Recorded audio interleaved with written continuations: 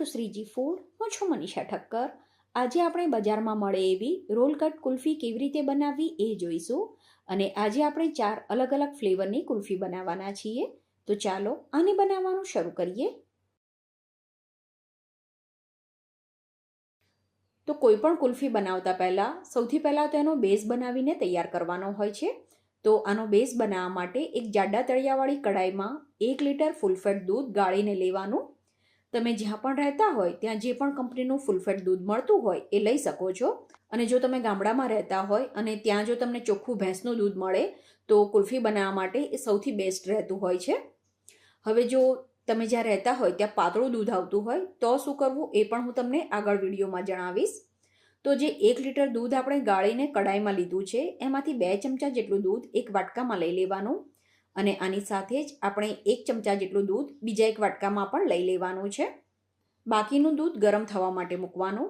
અને આ વાટકામાં આપણે 2 ચમચી કોર્નફ્લોર કે પછી આરારૂટ પાવડર ઉમેરવાનો અને ઠંડા દૂધમાં જ મિક્સ કરવાનું છે. જે દૂધ આપણે ગરમ થવા માટે મૂક્યું છે એ થોડું ગરમ થઈ જાય એટલે કોર્નફ્લોરવાળું મિશ્રણ આમાં ઉમેરી દેવાનું. અને ગેસને મીડિયમ ટુ હાઈ ફ્લેમ ઉપર કરીને આને 2 મિનિટ માટે ઉકાળવાનું છે. હવે બાકીનું બીજું દૂધ જે એક વાટકામાં કાઢ્યું હતું એમાં પણ આપણે 1/4 કપ જેટલો મિલ્ક પાવડર ઉમેરવાનો છે.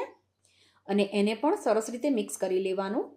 હવે તમે જ્યાં રહેતા હોય ત્યાં ફૂલ ફેટનું દૂધ ના મળતું હોય કે પાતળું દૂધ મળતું હોય તો તમારે અહીંયા મિલ્ક પાવડરની ક્વોન્ટિટી વધારી દેવાની છે. એટલે કે અહીંયા તમારે અડધો કપ મિલ્ક પાવડર ઉમેરવાનો. દૂધ આ રીતે થોડું ઉકળી જાય એ પછી જે મિલ્ક પાવડરવાળું મિશ્રણ છે એ આમાં ઉમેરી દેવાનું. મિલ્ક પાવડરને અને કોર્નફ્લોરને હંમેશા ઠંડા દૂધમાં જ મિક્સ કરવાના. અને હવે આ રીતે દૂધને આપણે વચ્ચે વચ્ચે હલાવતા રહીને લગભગ 15થી 20 મિનિટ માટે ઉકાળવાનું છે. તો દૂધને આ રીતે ઉકાળીને ઘટ કરી દેવાનું. અત્યારે મેં દૂધને લગભગ 18થી 20 મિનિટ જેવું ઉકાળ્યું છે. અને પછી આપણે આમાં ખાંડ ઉમેરવાની. તો 1 લીટર દૂધમાં મેં 150 ગ્રામ ખાંડ લીધી છે. દૂધ સરસ રીતે ઉકળી જાય એ પછી જ ખાંડ ઉમેરવાની છે, કેમ કે ખાંડ ઉમેર્યા પછી આપણે દૂધને વધારે નથી ઉકાળવાનું. તો ખાંડ ઉમેરીને આપણે દૂધને મીડિયમ ટુ હાઈ ફ્લેમ ઉપર લગભગ 3થી 4 મિનિટ માટે ઉકાળવાનું છે. તો દૂધને 3થી 4 મિનિટ ઉકાળ્યા પછી આ રીતની આની કન્સિસ્ટન્સી આવી જશે. તમને દૂધનો કલર પણ થોડો આછો પીળા જેવો દેખાશે.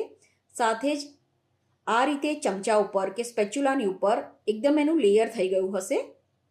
તો આ રીતની દૂધની કન્સિસ્ટન્સી આવી જાય એટલે ગેસ બંધ કરી દેવાનો. આનાથી વધારે આને નથી ઉકાળવાનું. હવે આને નીચે ઉતારીને રૂમ ટેમ્પરેચર પર આવે ત્યાં સુધી રહેવા દેવાનું છે. તો આ મિશ્રણ અડધો કલાક પછી આ રીતે થીક થઈ ગયું છે. હવે જો તમારે એક જ ફ્લેવરની કુલ્ફી બનાવવી હોય તો એ ફ્લેવર તમે આમાં એડ કરી શકો છો. અત્યારે આપણે 4 અલગ અલગ ફ્લેવરની કુલ્ફી બનાવવાના છીએ. તો આને 4 ભાગમાં વહેંચી દેવાનું. અત્યારે મેં 4 ઇક્વલ ભાગ કર્યા છે, પણ તમારે કોઈ ફ્લેવરની કુલ્ફી વધારે અને કોઈ ઓછી એ રીતે બનાવવી હોય તો તમે એ પ્રમાણે આ બેઝને ડિવાઈડ કરજો.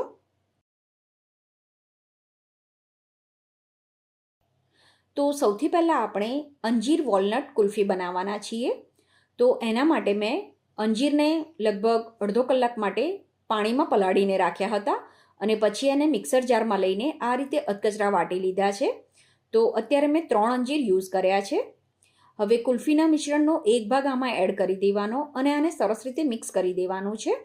આ રીતે આ મિક્સ થઈ જાય એટલે આમાં 2 ચમચી અખરોટનો ભૂક્કો ઉમેરવાનો અને એને પણ સરસ રીતે મિક્સ કરી દેવાનું છે. પછી આ કુલ્ફીના મિશ્રણને કોઈ પણ મોલ્ડમાં કે આ રીતની જે પ્લેટ આવતી હોય છે એમાં લઈ લેવાનું. અને આને લેવલમાં કરીને આને ક્લિંગ રેપથી સરસ રીતે કવર કરી દેવાનું છે.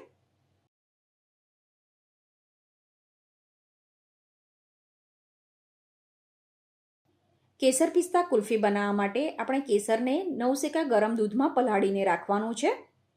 તો 1 ચમચી જેટલું ગરમ દૂધ લેવાનું અને એમાં 7થી 8 કેસરના તાંતણા ઉમેરી દેવાના.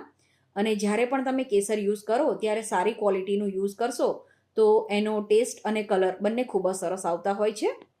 તો હવે આપણે કેસર પિસ્તા કુલ્ફી બનાવીશું. તો એના માટે મિક્સર જારમાં કુલ્ફીનું મિશ્રણ લઈ લેવાનું અને જે કેસર આપણે દૂધમાં પલાળીને રાખ્યું હતું એ આમાં ઉમેરી દેવાનું. અત્યારે મેં કોઈ પણ આર્ટિફિશિયલ કલર કે એસેન્સનો ઉપયોગ નથી કર્યો, પણ તમારે આમાં થોડો પીળો ફૂડ કલર કે પછી કેસર કે પિસ્તાનું એસેન્સ એડ કરવું હોય તો કરી શકાય. અત્યારે હું બધી કુલ્ફી નેચરલી જ બનાવીને તૈયાર કરવાની છું. તો કેસરવાળું દૂધ કુલ્ફીના મિશ્રણમાં સરસ રીતે મિક્સ થઈ જાય એ પછી આમાં 1 મોટી ચમચી જેટલો પિસ્તાનો ભૂક્કો ઉમેરવાનો અને આને પણ સરસ રીતે મિક્સ કરી દેવાનો છે. હવે આ કેસર પિસ્તા કુલ્ફીના મિશ્રણને પણ આપણે મોલ્ડમાં કે આ રીતની જે પ્લેટ છે એમાં લઈ લેવાનું અને એને પણ લેવલમાં કરીને એને કવર કરી દેવાનું છે.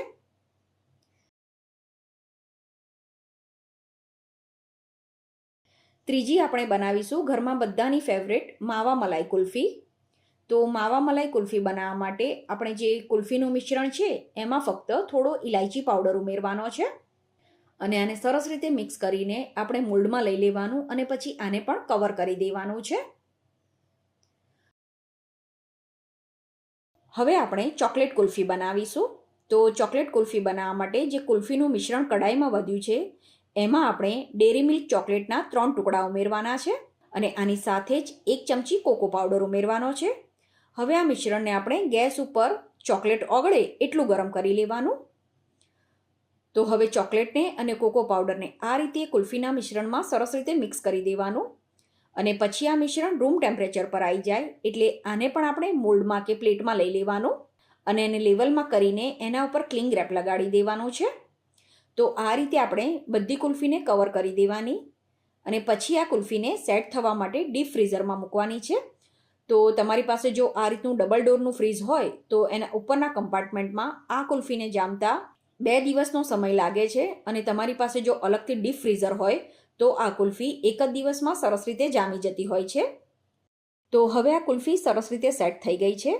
આને અનમોલ્ડ કરવા માટે આપણે જે પેપર પ્લેટનો યુઝ કર્યો છે એને કાતરથી કટ કરીને કુલ્ફી આમાંથી અનમોલ્ડ કરી દેવાની. તો ફ્રેન્ડ્સ, તમે પણ આ રીતે આ રોલ કટ કુલ્ફી બનાવીને જરૂર ટ્રાય કરજો અને આ ચારમાંથી તમને કઈ કુલ્ફી વધારે પસંદ આવી એ પણ જણાવજો.